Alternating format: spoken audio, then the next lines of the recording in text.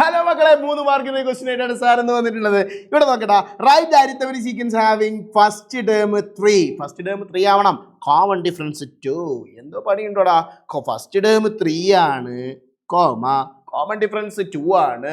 3നോട് 2 ഇങ്ങനെ കൂട്ടി പോണം. 3നോട് 2 ആഡ് ചെയ്താൽ 5, 5നോട് 2 ആഡ് ചെയ്താൽ 7, 7നോട് 2 ആഡ് ചെയ്താൽ 9, എക്സെട്ര. ഡൗട്ട് ഉണ്ടോ? Next, find the 18th term. 18ാമത്തെ ടേം കണ്ടുപിടിക്കാനാ പറഞ്ഞിരിക്കുന്നത്. എടാ, 18th ടേം കണ്ടുപിടിക്കണം. നിങ്ങളുടെ കയ്യിൽ എന്തുണ്ട്? ഫസ്റ്റ് ടേം ഉണ്ട്. ഫസ്റ്റ് ടേമിനോട് എത്ര ഡി കൂട്ടണം? ഒന്നിനോട് എത്ര കൂട്ടിയാലാ 18 എത്താ? 17 കൂട്ടിയാൽ. സോ ഫസ്റ്റ് ടേമിനോട് 17 കൂട്ടണം. വെറും 17 കൂട്ടിയാൽ മതിയോ?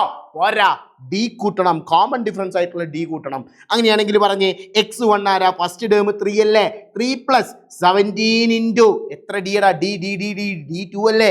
So that is equal to 3 + 17 into 2 എത്രയാടാ? 34 ആണ്. 34 + 3 എത്രയാടാ? 37 ആണ്. So the 18th term is 37. കഴിഞ്ഞിട്ടില്ല. നെക്സ്റ്റ് ചോദ്യം വളരെ കൺഫ്യൂസിംഗ് ആയിട്ട് പല കുട്ടികൾക്കും തോന്നിയിട്ടുള്ള ഒരു ക്വസ്റ്റ്യൻ ആണ്.